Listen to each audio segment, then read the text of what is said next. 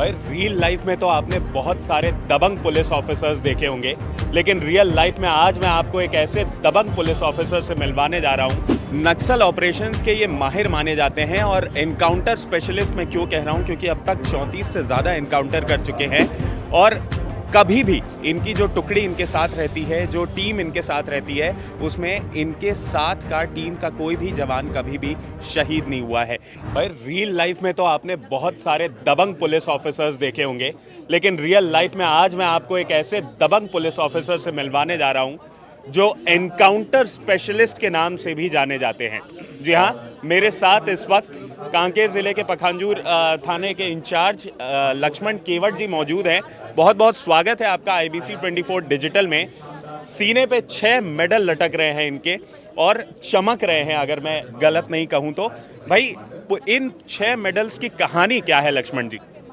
Sir, ये कहानी 2012 से शुरू हुई, जब मैं कांस्टेबल से सूरजपुर ज़िले से 2012 में बीजापुर जिला गया।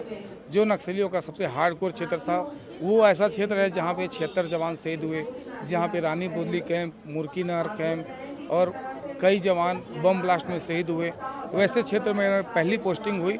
मन में डर था, लेकिन देश के लिए कुछ करना था। ये जज्बा रखते हुए लगातार नक्सलियों से पिछले 12 सालों से लड़ते लड़ते आज यहाँ तक पहुँचे हैं कि कांस्टेबल से इंस्पेक्टर और उसके बाद भी 1 आउट ऑफ 10 प्रमोशन और 6 बार गैलेंट्री मेडल मिलने का सौभाग्य मिला। देखिए, नक्सल ऑपरेशंस के ये माहिर माने जाते हैं और एनकाउंटर स्पेशलिस्ट मैं क्यों कह रहा हूँ, क्योंकि अब तक 34 से ज़्यादा एनकाउंटर कर चुके हैं और कभी भी इनकी जो टुकड़ी इनके साथ रहती है, जो टीम इनके साथ रहती है, उसमें इनके साथ का टीम का कोई भी जवान कभी भी शहीद नहीं हुआ है। इतनी शानदार टैक्टिक्स के साथ ये काम करते हैं। नक्सल एरियाज़ में काम करने की क्या चुनौतियाँ रहती है, ज़रा दर्शकों को बताइए। चुनौतियाँ हर समय अलग रहती है। जैसे नक्सल ऑपरेशन बारिश के समय में हुआ तो सभी नदी नाले भर जाते हैं। तो कभी कभी ऐसा होता है कि जब हम कैंप से निकले हैं, थाने से निकले हैं, तो चले गए अंदर 10 किलोमीटर 15 किलोमीटर, उसके बाद बारिश शुरू हो गया तो वापसी में आते समय पूरे नदी नाले भरे रहते हैं। अब उसको पार करने का मतलब ज़्यादा प्रॉब्लम होता है। पार करने में भी उससे भी ज़्यादा प्रॉब्लम ये होता है कि जैसे हम 15 किलोमीटर 20 किलोमीटर 25 किलोमीटर गए या नाइट हॉल्ट कर दिए और उस दौरान बारिश हो गया, तो ये खबर नक्सलियों तक भी पहुंच जाता है कि बारिश हो गई तो ये लोग उस नदी को ज़रूर क्रॉस करेंगे। तो वो लोग आके वहाँ एम्बुश लगाए रहते हैं। तो हमारे पास दो उस समय मतलब वो रहता है कि चुनौतियाँ कि अब नदी पार भी करना है और जवानों को सेफ भी रखना, फायरिंग भी होगा। तो हमको हो सके तो रात वहाँ रुकना पड़े और कैसे सुरक्षित निकले, कैसे क्या करें, ये थोड़ा उस समय दिमाग पे थोड़ा संघर्ष करना पड़ता है कि फिर भी उन सब चुनौतियों को पार करते हुए वहाँ से निकले। और जैसे धूप काल का समय रहता है, गर्मी का समय रहता है, तो हर जगह पानी नहीं मिलता है, नदी नाले सूख जाते हैं और फिर हमको गांव के पास में आके गांव का जो हैंड पंप है, बोरिंग है, वहाँ का पानी भरना पड़ता है। तो बहुत बार नक्सलियों को ये सब पूरी बात नक्सलियों को पता है, क्योंकि भौगोलिक स्थिति हमसे ज़्यादा अच्छा वो जानते हैं। क्योंकि नक्सल जो गांव है, ऐसे गांव जहाँ नक्सली अपनी पूरी तरह से अपने कब्जा में करके रखे हैं, उनको ये मालूम है कि फोर्स अगर यहाँ आई है और इधर घूम रही है, सर्चिंग कर रही है, तो ये लोग पानी इनके पास नहीं होगा, पानी ख़त्म हो गया होगा। तो ऐसे बोरिंग या ऐसे पानी वाले स्थल जहाँ पे पुलिस पार्टी लेने जाएगी, वहाँ पे आईडी प्लांट किए रहते हैं और कैमोफ्लेज कर देते हैं, ताकि किसी को उसमें मतलब पता न चले और उसमें पुलिस जो गश्त वाली पार्टी है वो आए और ट्रैप हो जाए। तो आप लोग किस तरीके से ध्यान रखते हैं और ये छठे मेडल के पीछे की कहानी क्या है?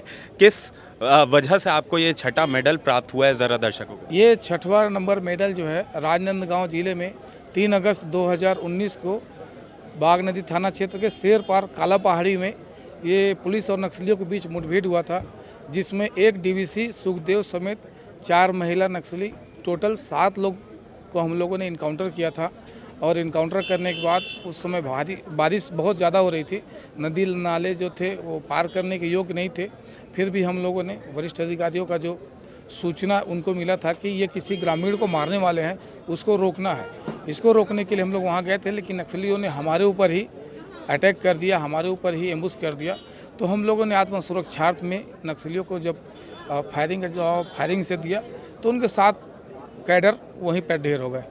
तो इस उपलक्ष्य में मुझे आज 6वीं बार राष्ट्रपति वीरता पुरस्कार से सम्मानित होने का अवसर प्राप्त हुआ। लक्ष्मण जी, नक्सलियों को आप बहुत करीब से जानते हैं, किस तरीके से वो ऑपरेट करते हैं, क्या उनकी मेंटालिटी रहती है। कई बार ऐसा भी होता है कि जो नक्सली हैं वो मेन जो धारा है उसमें जुड़ते हैं और वो बताते हैं कि उनकी लाइफ कैसे होती है। तो क्यों वो इतना एक्टिव हैं और क्या तरीका है कि इसको सैबोटाज किया जा सकता है, इसको कम किया जा सकता है? सर, नक्सलवाद जो हमारे छत्तीसगढ़ में ये 80 के दशक में आया है, तेलंगाना और आंध्र प्रदेश के जो शीर्ष नेतृत्व कर रहे हैं नक्सलियों का, उनके द्वारा आया है।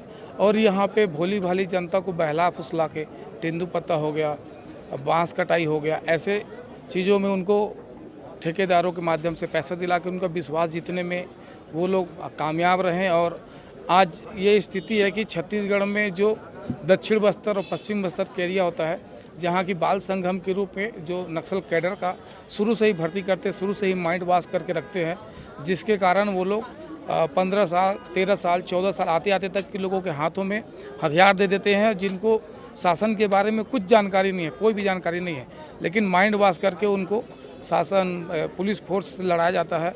और ये पूरा जो नक्सल क्षेत्र है, अब उन क्षेत्रों में शासन के द्वारा, हमारे राज्य सरकार के द्वारा अंदरूनी क्षेत्रों में कैंप लगा के इनको जागरूक किया जा रहा है।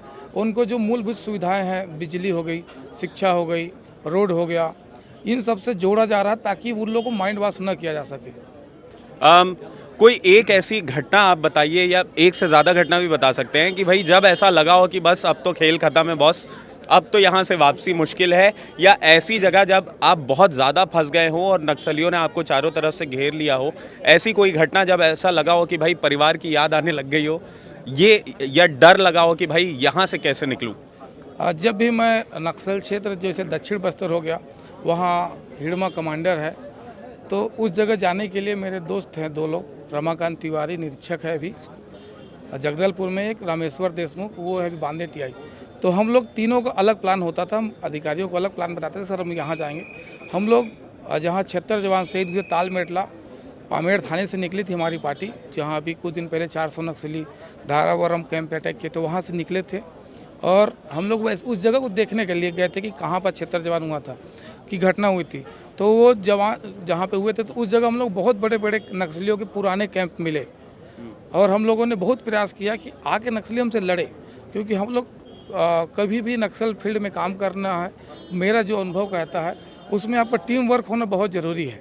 टीम वर्क का मतलब आपके साथ ऐसे आपके दोस्त रहें जो कि आपकी टीम फंस गई, अलग अलग 3 टीम 4 टीम जितना भी हमको रखना है ऑपरेशन के लिए ले जाए, लेकिन जैसे भी कभी कोई टीम फंस गई जिसके साथ मुठभेड़ शुरू हो गया, तो आपके सपोर्ट में वो आए।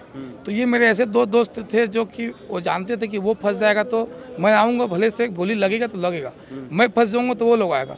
तो हम लोगों ने आपस में ऐसे हिम्मत करके ऐसे बहुत सारे क्षेत्र से, जैसे पुवर्ती गांव है, ये जो बटालियन कमांडर हिड़मा है जिसका बहुत चर्चा है, उसके गांव में हम लोग गए और 3 दिन तक हम लोगों ने प्रयास किया कि वो लोग आके हमसे लड़े। और उनका जो स्कैनर था, मोबाइल हमारा जो वायरलेस सेट होता है, उसका हम लोग का स्कैन हो रहा था, वो भी हमारा सुन रहे थे, हम भी उनका सुन रहे थे। तो हम लोग 2 रात वहाँ उसके गाँव के आसपास में घूमते रहे। वो भी हमारे ऊपर बहुत सारा अटैक करने का प्रयास किए, हम लोग भी किए, उनको भी सफलता नहीं मिली, हमको भी सफलता नहीं मिली। और डर का कभी नहीं आया। जब कभी ऐसे क्षेत्र में गए तो पूरी तैयारी के साथ गए कि कभी अच्छा होता है तब क्या करेंगे, और कुछ नुकसान हो गया तब क्या करेंगे। फंसने वाली कोई घटना जहाँ पर आपकी प्लाटून या आपकी टीम जो है वो फंसी हो कहीं पर, कोई बहुत ही ज़्यादा ग्रेव इंसिडेंट जहाँ पर ऐसा भी हुआ कि आपके साथी घायल हुए हों? कई घटनाएं हुई हैं। अभी जो यहाँ जो आपको सबसे ज़्यादा खतरनाक लगती है, आपके मेमोरी में सबसे ज़्यादा ताज़ा है? पामेड़ क्षेत्र में ही हुआ था एक बार। पामेड़ कैंप पे जब हेलीकॉप्टर से, उस समय जब हेलीकॉप्टर चलता था MI-70, तो वहाँ पे फोर्स को लाने ले जाने के लिए हेलीकॉप्टर का यूज होता था, पैदल नहीं चलते थे। फिर वहाँ पे बीजापुर ज़िले में जब हमारे कल्लूरी साहब वहाँ आईजी हुआ करते थे, और KL ध्रुव साहब SP थे, इंदिरा कल्याण एलेसला साहब एडिशनल SP थे, तो उस समय पामेड़ थाने पे एक अटैक हुआ था जिस पे मतलब 3 जवान शहीद हुए थे, CF और DF के। तो उस जगह तुरंत हम लोगों को वहाँ भेजा गया। तो वहाँ गया तो बहुत ज़्यादा संख्या में नक्सली उस जगह को टारगेट किए हुए थे, जो एरिया सैनिटाइज करने के लिए फोर्स जाती है उसको अटैक करने के लिए। फिर हम दूसरे दिन जब गए, पहले दिन ही चले गए, दूसरे दिन फिर हम सर को बोला कि सर हम लोग इन लोग से लड़ते हैं, तो फोर्स बुलाई। तो फिर बीजापुर से MI-70 के माध्यम से बहुत सारा बल आया, तो उस दिन भी नक्सलियों के द्वारा अटैक हुआ। तो उस दिन में केवल 25 जवानों को लेके अभी जो 400 जहाँ पे नक्सली कैंप लूटने का प्लानिंग किए थे, उस जगह धारावरम नदी तक चले गया। फिर मैं देखा कि बहुत ज़्यादा संख्या में पूरे काले वर्दी में नक्सली दिख रहे हैं, और हम लोग केवल 25 थे। फिर 25 थे, उसके बाद UBGL फायरिंग किए, उन लोग भी फायरिंग किए, हम लोग भी किए। फिर मैं वायरलेस सेट के माध्यम से पामेड़ थाने में पॉइंट भेजा, मैसेज भेजा कि सर फोर्स भेजिए, हम लोग यहाँ पे हैं। फिर GR बताएं ग्रेड रेफरेंस वहाँ पे पहुँचने के लिए। तो उस समय फिर 35 जवान आए, तो टोटल हम लोग 60 जवान थे। और नक्सली हमको मतलब नदी के पास में आने के बाद 4 किलोमीटर कैंप था वहाँ से, तो फोर्स आते तक में हमको नक्सली घेरना शुरू कर दिए थे। फिर दोनों साइड से बहुत ज़्यादा फायरिंग हुई, तो हम लोग केवल 60 जवान थे जो नक्सलियों को बहुत दूर तक दौड़ाए। फिर उसके बाद उसमें एक नक्सली की तरफ से एक लड़का सरेंडर हुआ। तो जब इंट्रोगेशन कर रहे थे तो मैं इंट्रोगेशन किया, मैं बोला वो पामेड़ वाला घटना में क्या क्या हुआ था। तो बोला सर उस समय TC चल रहा था और हेलीकॉप्टर को हमको गिराना था। तो हेलीकॉप्टर गिराना था, लेकिन जवान थे तो हेलीकॉप्टर को हम लोग फायर नहीं कर पाए और जवानों को ही हम लोग मारे। फिर तो 3 जवान मारे। फिर मैं बोला कि दूसरे दिन जब पुलिस पार्टी दौड़ाई थी तो क्यों भागे फिर? तो बोले सर वो लगता है कि ग्रे हाउस वाले फोर्स आ गए थे और हम लोग भागना पड़ा। तो बोला तुम्हारी संख्या कितना? तो बोला हम लोग 180 लोग थे लड़ने वाले, खाना बनाने वाले अलग। तब फिर मुझे ऐसा लगा कि हम लोग 60 लोग थे, वो लोग 180 लोग थे। तब मुझे ऐसा लगा कि आपने तो भाई बहुत बुरी तरीके से पराजित किया है उन्हें, और एक जो डर होता है ना, खौफ, वो क्रिएट करना ज़्यादा ज़रूरी है। मेरा आखिरी सवाल, अमित शाह यहाँ कहकर गए हैं कि भाई नक्सलवाद को पूरी तरीके से साफ कर देंगे। भाजपा की सरकार भी जब से आई है, मुख्यमंत्री विष्णुदेव साय खुद कह रहे हैं कि भाई नक्सलवाद का सफाया हो जाएगा। विजय शर्मा लगातार ऐसे बयान देते आ रहे हैं। क्या आपको लगता है कि छत्तीसगढ़ में नक्सलवाद का सफाया हो सकता है, और अगर हाँ तो कैसे? क्या कमी छूट रही है अभी कभी तो कुछ नहीं। ऐसे क्षेत्र जहाँ पे नक्सलियों का रेड कॉरिडोर माना जाता है, नक्सलियों जो पूरी तरह से वहाँ अपना जनताना सरकार चलाते हैं, वो दक्षिण बस्तर और पश्चिम बस्तर आता है। और अबूझमाड़ का क्षेत्र जहाँ मतलब जाने के लिए रास्ता भी नहीं है, और वहाँ पे नक्सलियों के बड़े कैडर रहते हैं। तो शासन अभी लगातार बहुत अच्छा काम कर रही है। ऐसे क्षेत्र में जनता तक बिजली, शिक्षा, रोजगार, हॉस्पिटल, रोड, ये सभी जगह, ये सभी चीज़ उपलब्ध कराने में जगह जगह पे कैंप लगाते जा रहे हैं। और आने वाले 2-3 साल में ही इसका असर आपको देखने को मिलेगा। हमारे माननीय गृह मंत्री जी हैं, मुख्यमंत्री जी हैं, लगातार ऐसे क्षेत्रों में फोर्स को भेज रहे हैं। जनता को जो नक्सलियों के पूरी तरह से माइंड वॉश कर चुके हैं नक्सली, वैसे लोगों को समझाने का प्रयास किया जा रहा है। शासन की योजनाएं जो हैं जन जन तक पहुंचाने का प्रयास किया जा रहा, और ये बहुत ही आने वाले समय में सराहनीय रहेगा, क्योंकि इसका बहुत असर देखने को मिल रहा है। जो भी नक्सल सरेंडर होते हैं उन लोगों का कहना यही रहता है कि हमको तो पता ही नहीं है कि बाहर क्या हो रहा। वहाँ से सरेंडर होकर आगे बाहर की दुनिया देखते हैं तो उन लोगों को बहुत पछतावा होता है अपने किए पे कि हम लोग जो आंध्र प्रदेश के नक्सली हैं, जो तेलंगाना के जो बड़े कैडर आके हमारा माइंड वॉश करते हैं, जल जंगल ज़मीन की लड़ाई की बात करते हैं, और यहाँ से पैसा उगाही करके कहाँ रखते हैं ये पता नहीं है। तो उनको बहुत ज़्यादा पछतावा होता है, और ये लगातार प्रयास कर रहे हैं कि जो उनके रिश्तेदार जो गांव में हैं, जो उनका कैडर है, उनके तक ये खबर पहुंचाया जा सके कि शासन हमारे लिए सब कुछ कर रहा है, हमको नक्सलियों का साथ नहीं देना है, नक्सलियों की तरह जो माइंड वॉश किया जा रहा है उससे बचना है। आखिरी सवाल, रिटायरमेंट के पहले कितने एनकाउंटर का टारगेट आपने रखा हुआ है? सर अभी टारगेट का तो पहले से नहीं बता सकते, लेकिन ये है कि नक्सलियों की समाप्ति तक जब तक मेरा शरीर साथ देगा तब तक लड़ेंगे और लगातार इसी क्षेत्र में काम करते रहेंगे। तो ये थे हमारे साथ लक्ष्मण केवट जी। बहुत अच्छा लगा आपसे मिलके, और आप जैसे लोगों से समाज को बहुत ज़्यादा इंस्पिरेशन मिलती है। तो ऐसे ही आप बढ़िया काम करते रहिए, और ऐसे ही हम आपको पुरस्कृत करते रहेंगे। राज्यपाल, राष्ट्रपति, पुलिस विभाग आपको पुरस्कृत करते रहे। जैसे आप हमारी सेवा कर रहे हैं, हम भी कोशिश करेंगे कि किसी न किसी रूप में जो जनता है वो आपका पूरा सम्मान करे और पुलिस विभाग का पूरा सम्मान करे। बहुत बहुत शुक्रिया आपका हमारे साथ जुड़ने का।